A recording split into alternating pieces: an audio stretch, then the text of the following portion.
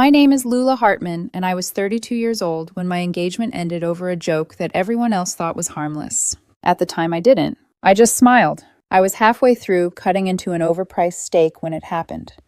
We were at dinner with my fiancé's three closest friends, the kind of women who spoke in inside jokes and Instagram captions, who toasted to soft life and called each other queens while live posting their cocktails. The wedding was already booked for next summer. Deposits paid, guest list drafted. Everyone at the table knew that. One of them, the loudest freshly divorced already on her second glass of wine, leaned back in her chair and laughed. "Don't worry," she said, pointing her fork at me.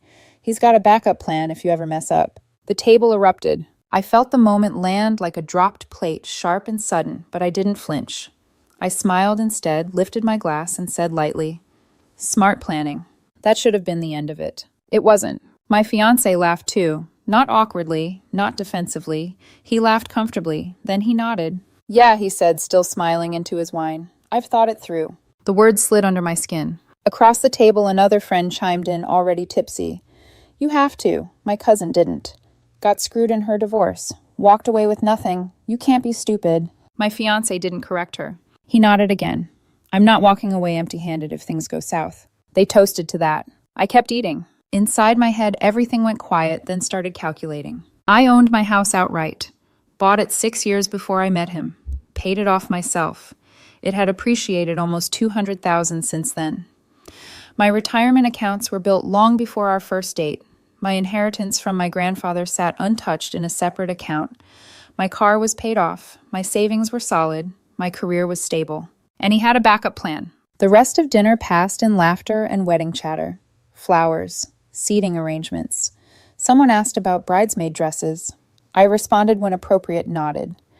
At the right moments, drove us home while he talked happily beside me, already forgetting the conversation entirely. I didn't forget a word. That night, as he fell asleep talking about honeymoon destinations, I stared at the ceiling and realized something cold and clarifying. People don't joke about backup plans unless they've already made one.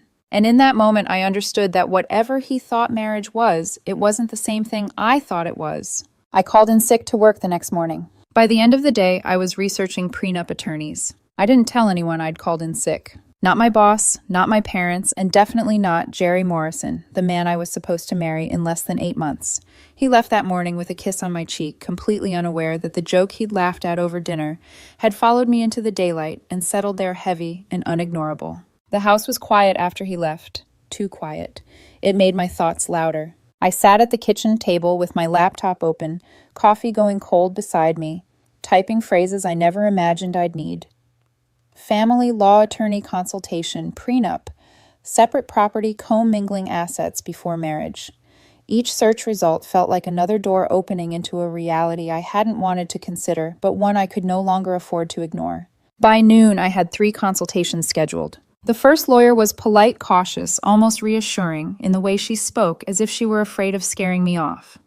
She explained the basics assets acquired before marriage were generally separate, yes, but only if you were careful. If Jerry continued living with me, contributing to utilities, household expenses, renovations, even groceries, there could be arguments made later. Not guaranteed, but possible. The second lawyer was more blunt. "People don't think love and money intersect until they do," he said flatly. "Then it gets ugly." It was the third consultation that changed everything. She was sharp in her early 50s, silver hair, pulled into a no-nonsense bun, eyes that missed nothing. She listened without interrupting while I explained the dinner. The joke, the nod, the words, I've thought it through. When I finished, she leaned back and folded her hands. "You don't need reassurance," she said. "You need protection." She laid it out cleanly. Everything I owned before the marriage could remain mine, but only if it was clearly defined and legally reinforced. The house, the inheritance, retirement accounts built before Jerry ever entered my life, savings, even future appreciation if structured correctly.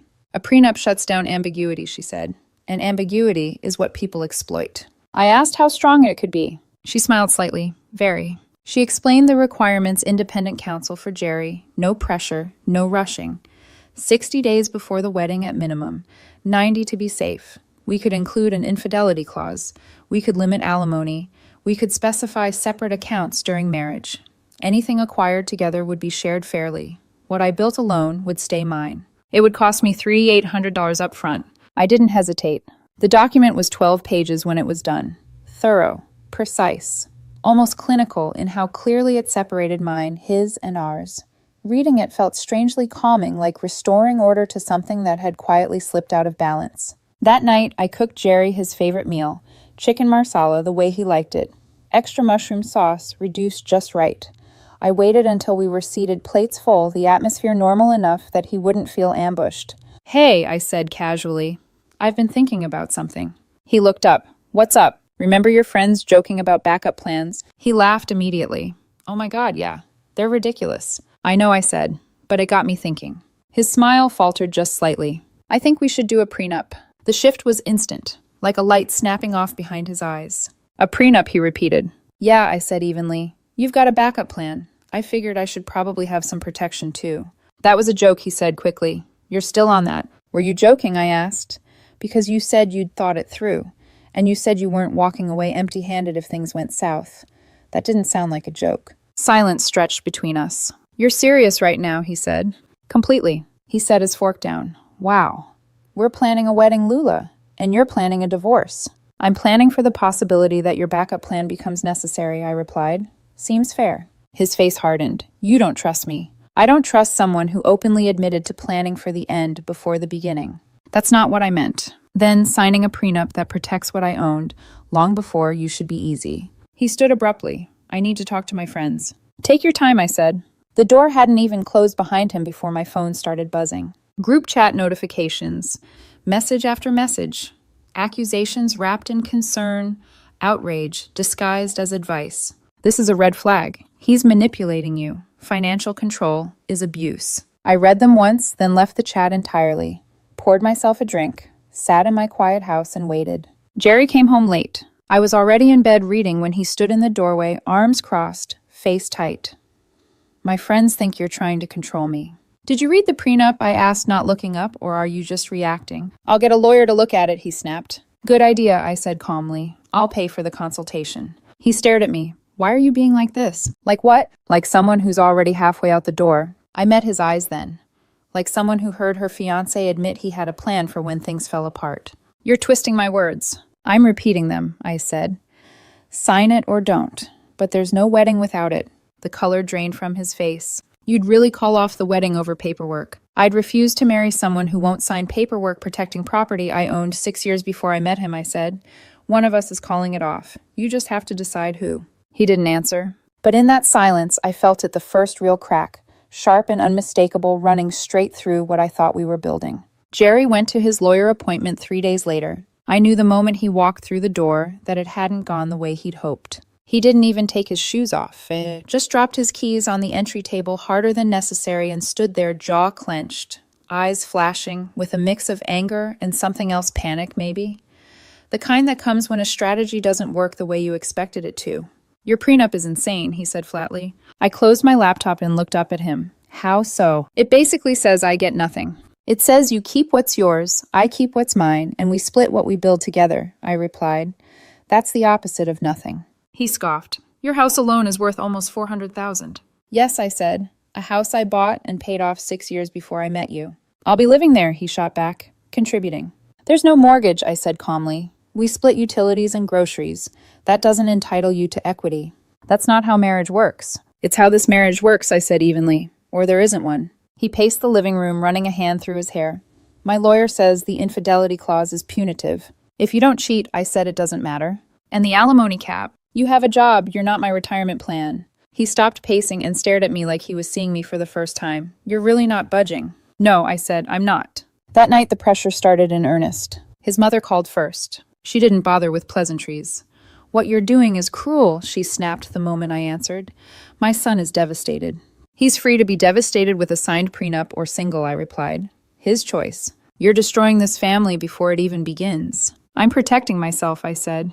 "There's a difference." She hung up on me. Jerry tried a different approach after that. Tears, late-night apologies, sudden tenderness. He cooked dinner, bought flowers, suggested we reset and stop involving lawyers altogether. I didn't budge. Then came the silent treatment. Days of cold distance, clipped responses, heavy sighs, meant to make me feel unreasonable. I let the silence sit where it belonged. Finally, he broke. "Fine," he said one evening, sitting across from me at the kitchen table. "I'll sign it." I didn't react, I waited. But he continued, "I want something too." I raised an eyebrow. "What?" "Put my name on the house deed," he said. "Prove you're actually committed to this marriage." I laughed. Not softly, not politely. I laughed out loud, the sound sharp enough to make him flinch. "Absolutely not." "Why not?" he demanded. "Because the prenup explicitly protects my house as separate property," I said. "Adding you to the deed contradicts the entire point." "Then I'm not signing," he snapped. "Then there's no wedding," I replied. He slammed his hand on the table. "You're throwing away 2 years over paperwork." "No," I said quietly. "I am walking away from a marriage where my fiancé only feels secure if he has access to my assets." His face flushed red. "That's not fair." "It's accurate," I said. He left that night, stayed with one of his friends. Days passed without a word. When he came back, he wasn't alone. They sat across from me, Jerry and his new lawyer, a woman with a designer bag and a tight practiced smile. She spoke first. "My client has concerns about this agreement." "I'm listening," I said. She went through them point by point. The infidelity clause, the alimony restriction, the house appreciation clause.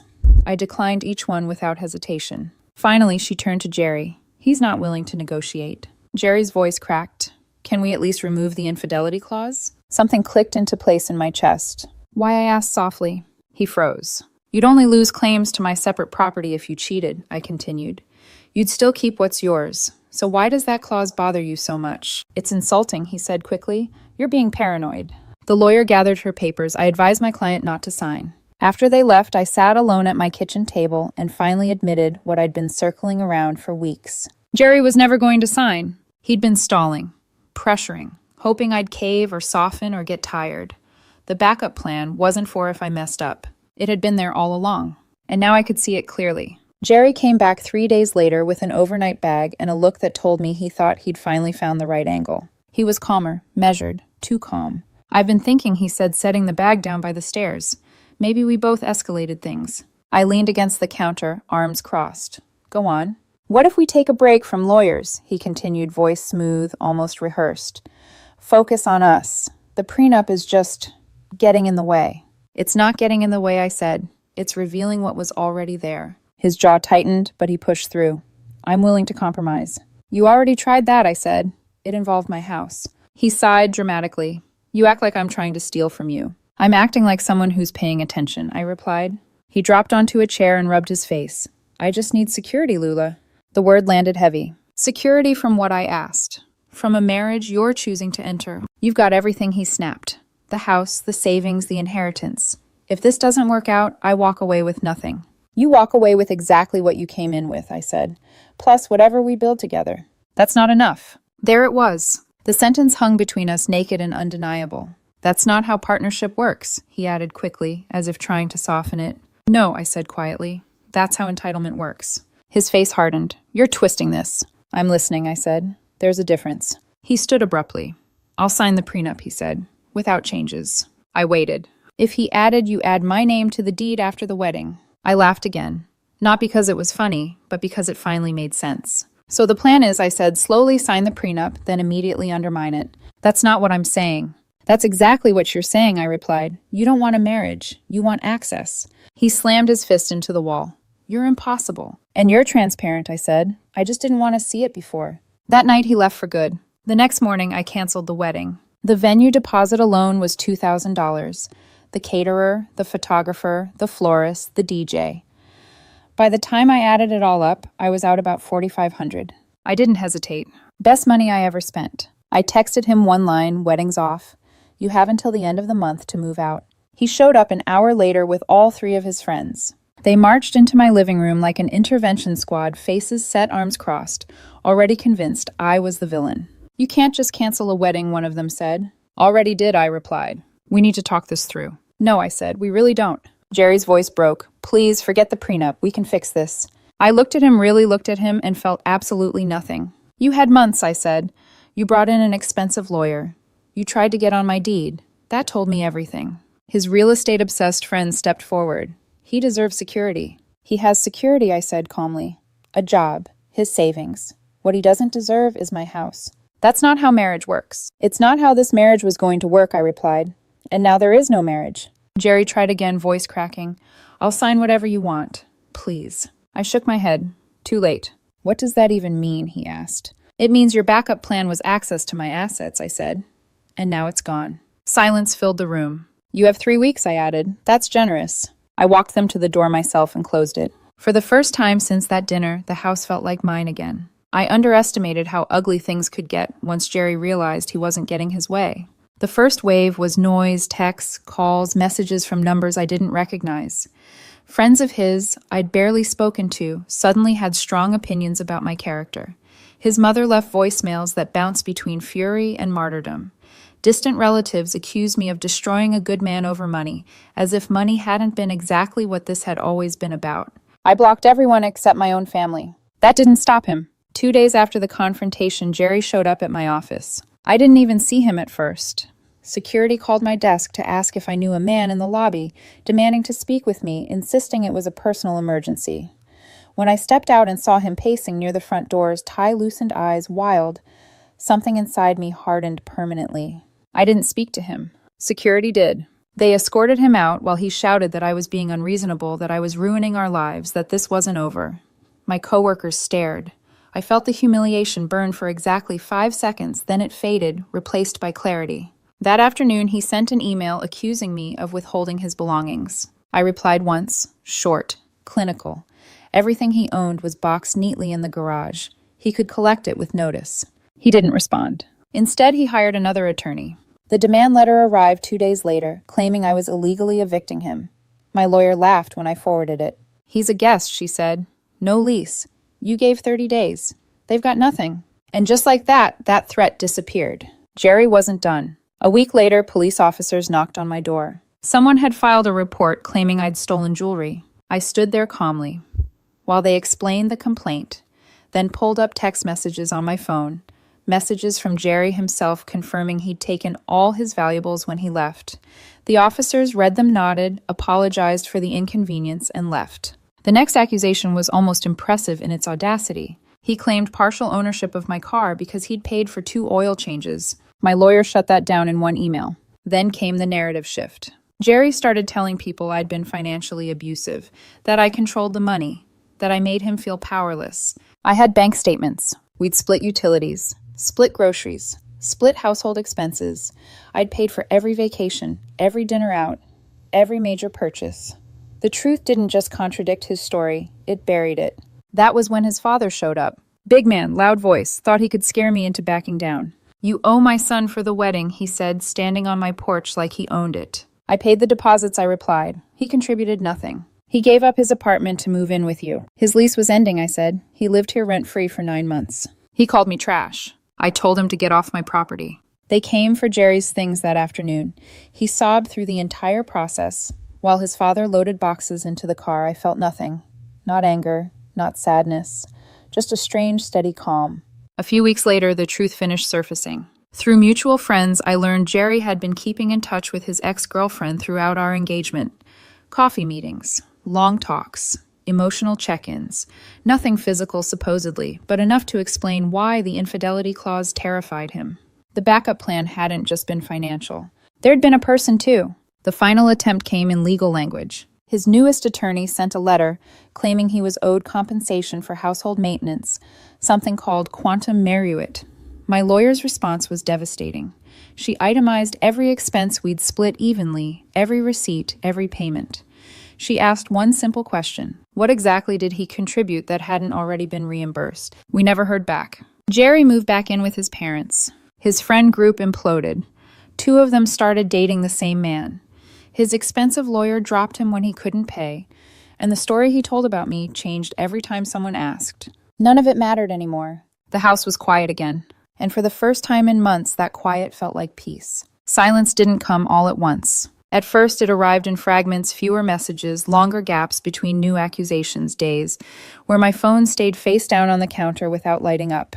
Each quiet stretch felt tentative, like the calm after a storm when you're not sure if the worst has actually passed. Then one morning I realized I hadn't thought about Jerry in hours. That's when I knew it was over. The last message I ever received from him came from a number I didn't recognize.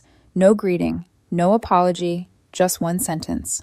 I hope you're happy. You destroyed us over money. I stared at the screen for a long moment before typing my reply. I protected myself from someone who admitted to having a backup plan. You destroyed us by having one. Then I blocked the number. My mother asked me later if I regretted any of it.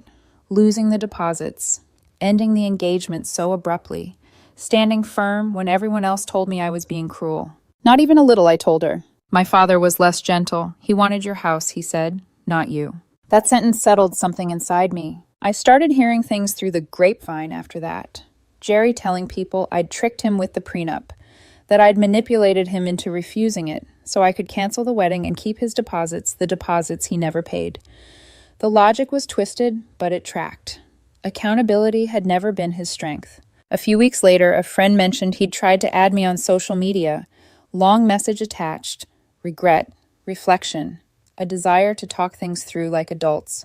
I ignored it, blocked the request. Some conversations don't need closure, they need distance. With Jerry gone, I started reclaiming small things. I repainted the bedroom first. He'd chosen a dull beige that always made the room feel smaller than it was. I went with navy blue instead. Deep, calm, solid. My house, my rules. The space changed with me. Furniture shifted. The silence deepened. It no longer felt lonely. It felt intentional. Someone asked me once if I'd ever get married after all that. Maybe, I said, but only to someone who doesn't need a backup plan. Because that's the thing people don't like to admit. Backup plans aren't about safety. They're about exit strategies, about keeping one foot out the door while pretending to commit. I wasn't interested in that anymore. I had my house, my savings, my inheritance untouched, my retirement secure, my peace intact. And I didn't have a fiancé whose friends joked about how he'd take my things if things went wrong. That alone felt like winning. The house sounds different when it belongs to you again. Not legally, I'd always owned it, but in the way that matters. In the way walls stop holding other people's expectations. In the way the air feels lighter when no one is waiting for you to compromise yourself just to keep the peace. I noticed it late one night standing in the doorway of the freshly painted bedroom. The navy walls absorbed the light softly like they were meant to be that color all along. The beige was gone. So was the faint, constant tension I hadn't realized I'd been living with. Jerry was gone too. Not just physically, mentally, emotionally. The version of him I'd thought I loved, the man I believed I was building a future with, had finally dissolved under the weight of his own words. Backup plan, security, not enough. People show you who they are when they think you're not paying attention. I replayed that dinner, sometimes not with anger, but with clarity. The nod, the laughter, the confidence with which he'd admitted he'd already planned his exit before the wedding invitations were even mailed. I'd spent weeks wondering if I'd overreacted, if I'd been too harsh, too rigid, too unwilling to compromise. Now I knew better. Compromise is about meeting in the middle. What he wanted was to start on my side. Every so often, someone would still bring him up. A mutual acquaintance, a well-meaning coworker, someone fishing for drama. They'd say his name carefully like they were testing whether it still hurt. It didn't. What hurt would have been marrying someone who saw my life's work as his safety net. What would have hurt would have been waking up years later, untangling finances from someone who'd already decided what he was owed. I didn't dodge a bullet. I stepped out of the way before it was fired. On a Sunday morning a few months later, I sat on my back porch with coffee and watched the sunlight hit the yard. No rush, no agenda, no voice in my head reminding me to soften, to give in, to prove I was committed by giving something up. Commitment doesn't start with surrender. It starts with honesty. People asked what lesson I took from it all, if I had advice. I kept it simple. If someone jokes about backup plans, believe them. If they refuse a fair prenup, believe that too. If they want access to what you built before they ever showed up, ask yourself why. Your hard work is not someone else's retirement fund. Your house is not their plan B. And love that requires leverage isn't love, it's a transaction. I locked the door that night, turned off the lights, and stood for a moment